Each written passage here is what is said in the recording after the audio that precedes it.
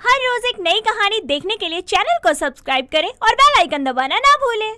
सिया आजकल की ऐसी मॉडर्न लड़की थी जो हर वक्त मेकअप करके अपनी सेल्फी लेने में बिजी रहती थी। वो कहीं भी जाए, कुछ भी खाए तो सबसे पहले स्नैप से फोटो क्लिक करके उसे स्नैपचैट और बाकी के मीडिया प्लेटफॉर्म्स पर डाला करती थी। ऐसे ही एक दिन वो स्नैपचैट से अपनी सुंदर सुंदर सेल्फी लेकर स्नैप पर पोस्ट कर रही थी। तभी अबीर नाम का एक लड़का उसकी स्नैप स्टोरी देखकर उसे मैसेज करता है, You are so beautiful, looking like a princess. Siya ये मैसेज देखकर उसे रिप्लाई में थैंक्स कहती है। तभी वो लड़का एक और मैसेज भेजता है, क्या हम बात कर सकते हैं? If you want. अभी हम क्या कर रहे हैं? वैसे एक बात कहूँ, मैंने तुम्हें काफी टाइम पहले रिक्वेस्ट भेजी थी, वो तुमने एक्सेप्ट नहीं की। फिर मैंने मैसेज भी किया बट तुमने कभी सीन ही नहीं किया, और फिर आज तुम्हारी पिक पे मैसेज किया तो बड़ी जल्दी जवाब दे दिया तुमने। वो तो मैं इतना यूज नहीं करती, लेकिन कोई नोटिफिकेशन मिली मुझे तो पता नहीं चला होगा, क्योंकि मैं स्टोरी ही इतनी डालती हूँ और मुझे मैसेज आते रहते हैं तो कुछ पता नहीं चला। वो तो तुमने मैसेज कर दिया था तो लक बाय चांस मैंने देख लिया, इसलिए बोल रही। वैसे जो स्नैप पर सिया नाम है वो रियल है ना? हाँ, मेरा नाम सिया ही है। और तुम्हारा अबीर? हाँ, मेरा नाम अबीर है। ओ, वैसे पिक में तो तुम बहुत सुंदर लग रहे हो। वो डॉगी वाली रियल पिक लगाओ ना, मैं तुम्हारा फेस अच्छे से देख पाऊंगी। मुझे देखना चाहती हो? Of course. वैसे कहाँ रहती हो? दिल्ली में। और तुम? मैं भी दिल्ली में रहता हूँ। अब तुम मुझे देखना चाहती हो तो मुझसे मिलने आना पड़ेगा।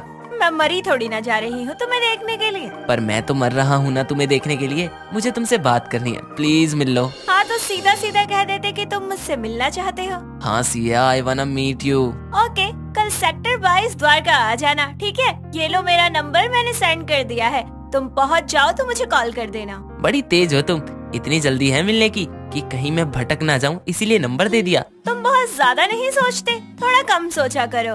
Okay bye, see you tomorrow. Bye. Siya उससे स्नैपचैट पर बात करके फिर से अपनी स्नैप के फिल्टर से अपनी पिक्स को क्लिक करती है, जिसके बाद वो डिनर करने जाती है तो देखती है कि उसकी माँ हेमा ने गाजर का हलवा बनाया है। तभी वो अपनी स्नैपचैट निकालकर फिर से पिक लेती है और फिल्टर लगाकर पोस्ट कर देती है।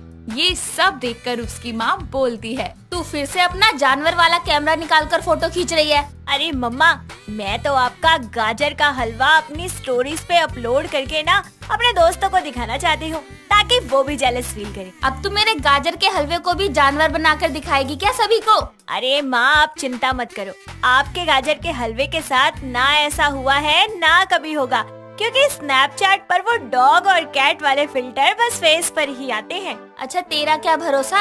और तेरे स्नैप कब किसके साथ क्या कर दे? अरे बहुत अच्छा, बहुत ज्यादा टेस्टी हलवा बनाया है आपने। अच्छा, जब मैंने इतना बोल ही दिया है, इतनी तारीफ कर ही दी है, तो मेरे साथ एक सेल्फी ले लो प्लीज।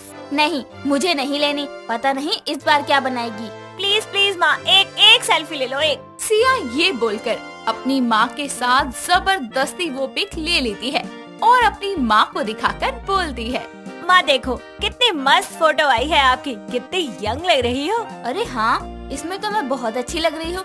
वाह, क्या लिपस्टिक लगाई है मैंने। माँ, आपने नहीं लगाई, वो स्नैपचैट के लिपस्टिक और फिल्टर का कमाल है। अच्छा, तेरा मतलब क्या है? तेरी माँ बूढ़ी हो गई है? नहीं, तेरी माँ अभी भी जवान है। देख, बाल काले हैं मेरे, तेरा स्नैपचैट मेरे काले बाल कर सकता है? नहीं ना, ये तो सिर्फ लिपस्टिक लगा सकता है या चूहा बिल्ली बना सकता है। हाँ, ये बात तो सही कही। हाँ, तो अपनी माँ से अब ज्यादा तेज मत चलियो, चुपचाप ये हलवा खा और सोने जा, 10 बज रहे हैं। ठीक है माँ। सिया हलवा खाकर अपने कमरे में जाकर फिर से स्नैपचैट चलाकर अबीर से बातें करने लगती है और सो जाती है। अगले दिन वो उससे मिलने जाती है। जैसे ही वो द्वारका पहुँचती है, उसे एक अननोन नंबर से कॉल आता है। हेलो, कौन? हम बोल रहे हैं अबीर, कहाँ हैं आप? मैं आपका वेट कर रहा हूँ, जहाँ आपने बोला था उसी पार्क में हूँ। अच्छा, मैं उसी पार्क में हूँ, आते जाओ आते जाओ। एक पेड़ है, पेड़ के आगे बेंच है, सीधे सीधे आते जाओ। कहाँ है? मुझे तो दिखाई नहीं दे रहे। दोनों कॉल पर बात करते हुए उल्टे पाँव चलते हैं और इसी तरह दोनों की टक्कर हो जाती है, जिसके बाद सिया गिरने ही वाली होती है और अबीर उसे संभाल कर कहता है, सॉरी, आप ठीक तो है ना? इट्स ओके, मैं ठीक हूँ। एक्चुअली मैं किसी को ढूंढ रही थी। मैं भी किसी को ढूंढ रहा था। एक मिनट, कहीं तुम सिया तो नहीं हो? मैं ही सिया हूँ और तुम अबीर, राइट? हाँ, मैं अबीर हूँ। हम ऐसे मिलेंगे सोचा नहीं था। बाय द वे, तुम बहुत प्रिटी हो, थोड़ी स्नैपचैट वाली पिक से हल्की सी कम। थोड़ा डिफरेंस तो आएगा ना, वो फिल्टर होते हैं, ये रियल ब्यूटी है। हाँ वो तो है। यही बात करोगी या कहीं चलोगी भी? हाँ चलूंगी, जहाँ तुम बोलोगे वहाँ चलूंगी, बस खर्चा तुम उठाओ। उठा लूंगा, इसमें कौन सी बड़ी बात है। तुम्हें मिलने के लिए इसीलिए थोड़ी बुलाया है कि तुमसे खर्चा उठवाऊं। मैं वैसे भी लड़कियों से खर्चा नहीं करवाता, इससे मेरी शान नहीं घट जाएगी। ओहो, तुम्हारी शान। चले अब? कहाँ? तुम्हारी शान बढ़ाने। चलो, शौक से। दोनों एक कैफे में जाकर ऑर्डर देते हैं। तभी सिया फिर से खाने पीने की चीजों के साथ स्नैप वीडियो बनाती है और अबीर के साथ भी डॉग फिल्टर तो कभी डेविल फिल्टर और अलग अलग फिल्टर्स के साथ स्नैप्स लेती है और दोनों साथ में उसे देखकर हंसते हुए कहते हैं, कैसे लग रहे हो तुम इसमें? और अपनी पिक देखो, ये मूंछ वाली, इट्स सो फनी। और तुम्हारी टकले वाली फिल्टर की, ओह माय गॉड, मेरा तो हंसते हंसते पेट दर्द हो गया। हाँ, स्नैप के फिल्टर ना हमारी अलग अलग शक्ल बनाकर हमें ही हंसने पर मजबूर कर देते हैं। हाँ बिल्कुल, खाओ ना, ठंडा हो रहा है। तुम भी सिया। ऐसे ही दोनों एक दूसरे के साथ बहुत बातें करते हैं। वक्त के साथ दोनों मिलने जुलने लगते हैं और दोनों एक दूसरे से प्यार करने लगते हैं। और फिर क्या था, वो शादी भी कर लेते हैं। उन्होंने घर वालों को ये नहीं बताया था कि उनकी मुलाकात स्नैपचैट से हुई। ऐसे ही शादी की पहली रात को सिया अपने दुल्हे राजा अबीर के साथ सेल्फी क्लिक करती है और उसके बाद उसे दिखाते हुए बोलती है, अबीर देखो ना, तुम कितने फनी लग रहे हो, तुम्हारा हेयर स्टाइल कितना बेकार कर दिया इसने। आज के दिन भी स्नैपचैट नहीं छूट रहा तुमसे, कितना बेकार लग रहा हूँ। आज मुझे दूल्हा ही रहने दो। अपनी देखी है, अब मैं अपने फोन से तुम्हारी अजीबोगरीब सेल्फी लूंगा। नहीं नहीं नहीं नहीं। अबीर अपने फोन से स्नैपचैट के अलग अलग फिल्टर से सिया की पिक लेता है। वो अपने फेस को हाइड करने की बहुत कोशिश करती है, लेकिन उसकी गंदी गंदी फिल्टर से पिक खिंच जाती है और अबीर उसे देखकर बोलता है, अरे ये कौन है? अरे ये दुल्हन के जोड़े में तुम कटप्पा जैसी क्यों लग रही हो? और ये बंदर बैठा है तुम्हारे कंधे पर। और इस वाली से तो मुझे बहुत डर लग रहा है, इतनी डरावनी शक्ल है। OMG। कोई बात नहीं, कर लो। मैंने भी तुम्हारी वो गंजे वाली और वो लिपस्टिक वाली दोनों पिक सेव करके रखी है। अगर कहीं भी तुमने मेरी पिक्चर पोस्ट की तो मैं भी तुम्हें वायरल कर दूंगी। अच्छा ठीक है, नहीं करूँगा तुम्हारी पिक के साथ कुछ। ऐसे ही अगले दिन उठकर सिया अपनी सास के साथ भी स्नैपचैट पर अलग अलग फिल्टर से फोटो लेती है और उसकी सास उसे देखकर डर के बोलती है, अरे बहू, ये तूने मुझे क्या बना दिया? मेरे सींग लगाकर, और ये कुत्ते जैसी शक्ल क्यों बना दी? भला तूने मेरे मुंह पर ये क्यों लगाया? पहले जैसी कर मेरी शक्ल बहू। अरे माँ जी, आपकी शक्ल को कुछ नहीं हुआ है, वो बस फिल्टर है स्नैपचैट का। ये देखिए, आप बिल्कुल पहले जैसी हैं। बल्कि स्नैपचैट पर तो इतने सारे फिल्टर हैं कि आपको न जाने क्या से क्या बना सकते हैं। हैं? सच्ची बहू? और क्या क्या है तेरे स्नैपचैट में? अरे माँ जी, स्नैपचैट नहीं, स्नैपचैट है ये।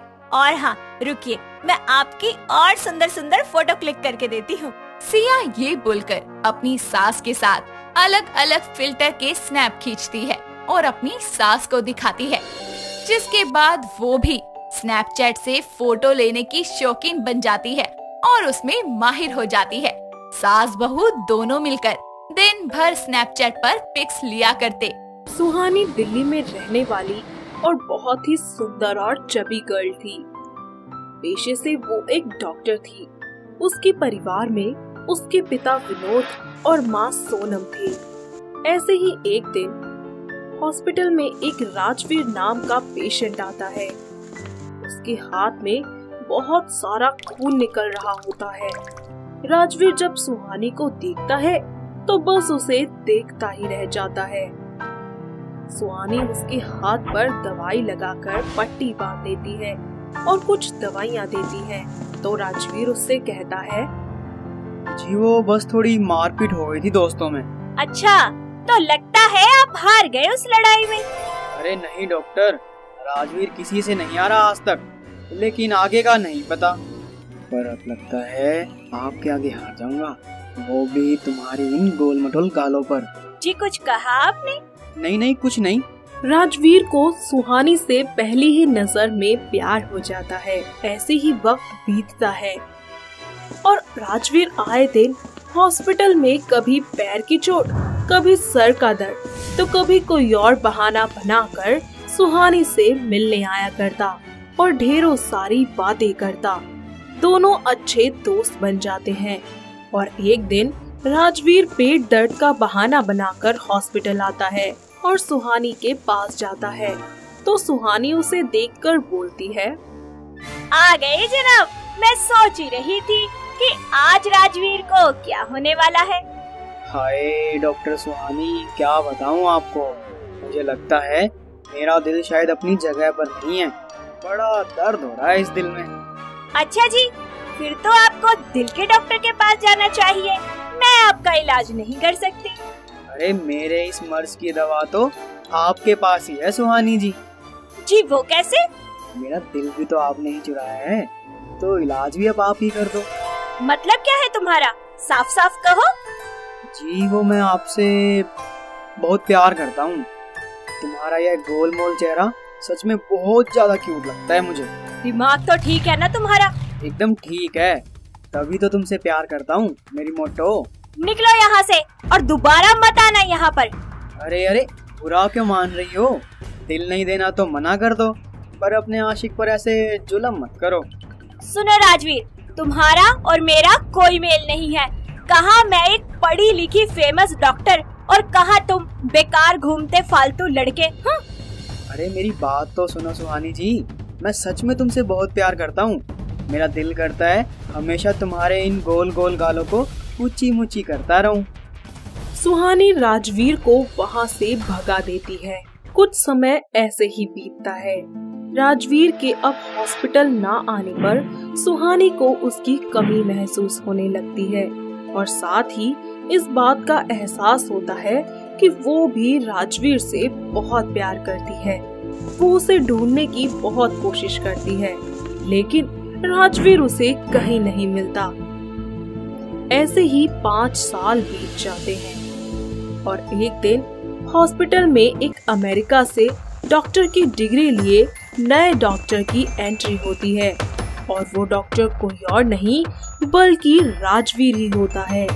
सुहानी को उसे देखकर बहुत हैरानी होती है और वो उससे बोलती है, राजवीर तुम? जी हाँ मैं। अब तो मैं तुम्हारे लेवल का हो गया हूँ ना।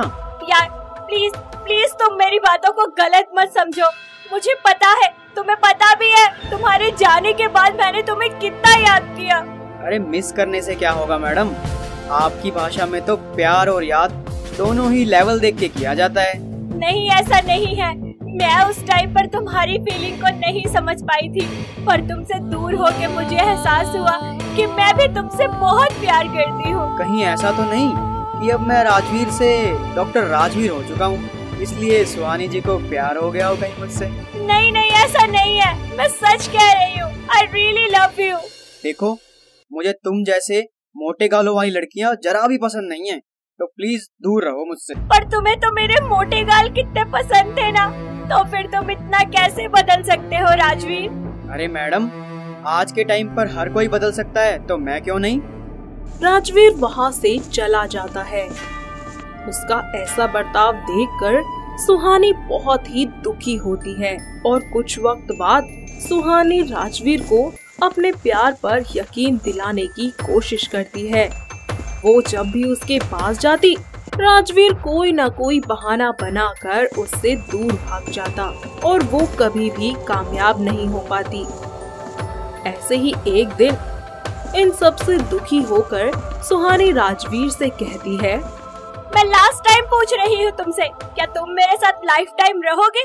सॉरी मैडम, मेरा जवाब अभी भी वही है। ठीक है, फिर आगे सुनने सुनाने को कुछ रहा ही नहीं है। अब मैं ये शहर छोड़कर हमेशा के लिए जा रही हूँ। अब मैं तुम्हें कभी परेशान नहीं करूँगी। अरे कहीं भी जाओ मेरी बला से, मुझे कोई फर्क नहीं पड़ता। हाँ हाँ ठीक है, तुम्हारे चक्कर में रो रो कर मेरी गालें भी पिचक गई और तुम्हें कोई परवाह नहीं है। मैं जा रही हूँ यहाँ से। इतना कहकर सुहानी वहाँ से चली जाती है और शाम को रेलवे स्टेशन पर अपनी ट्रेन का इंतजार कर रही होती है। और इधर हॉस्पिटल में राजवीर सुहानी को हर तरफ ढूंढता है, पर वो उसे कहीं नहीं मिलती। इस बात से परेशान होकर वो हॉस्पिटल के कुछ लोगों से पूछता है तो उसे पता चलता है कि वो इस टाइम पर उसे रेलवे स्टेशन पर मिलेगी, क्योंकि वो ये शहर छोड़कर जा रही है। राजवीर तुरंत ही रेलवे स्टेशन के लिए निकल जाता है और सुहानी को ढूंढता है। जैसे ही सुहानी को वो देखता है, जोरों से उसे अपने गले लगा लेता है और कहता है, मुझे माफ कर दो सुहानी, मैं तुम्हारे बिना नहीं रह सकता यार। अब क्यों रोक रहे हो मुझे? तुम तो मुझसे प्यार नहीं करते ना, और वैसे भी अब बहुत देर हो चुकी है। नहीं नहीं यार प्लीज, तुम मेरी मोटो, मेरी गोलू मोलू मुझसे दूर नहीं जा सकती। तभी सुहानी की ट्रेन आ जाती है और सुहानी ट्रेन की तरफ आगे बढ़ती है, मगर राजवीर का प्यार उसे वहीं रोक लेता है और वो अपना सारा सामान साइड में कर भागती हुई राजवीर के पास आती है और उसे गले लगा लेती है। राजवीर मेरी जान, I love you so much. मैं नहीं जा सकती तुमसे दूर। अरे ये सब तो बस एक नाटक था, तुम्हें तुम्हारे प्यार का एहसास दिलाने के लिए। आई लव यू टू मेरी मोटो, मुझसे शादी करोगी? हाँ करूँगी, और तुम्हारे बच्चों की माँ भी बनूंगी। हाय मेरी मोटो। इस तरह वो दोनों हमेशा के लिए एक दूसरे के हो जाते हैं और एक बार फिर से एक दूसरे को हक कर लेते हैं और थोड़े ही समय बाद घर वालों की रजामंदी से उन दोनों की बड़ी ही धूमधाम से शादी हो जाती है। तो इस तरह हमारी गोल गोल मोटे गालों वाली सुहानी को समझ आ जाता है कि प्यार कभी लेवल देखकर नहीं बल्कि दिल से किया जाता है, और अब वो खुशी खुशी राजवीर के साथ अपनी जिंदगी बिताती है। दोस्तों, अगर आपको ये कहानी पसंद आई तो इसे लाइक करें, शेयर करें और कमेंट करके बताएं कि कहानी में आपको सबसे अच्छा क्या लगा।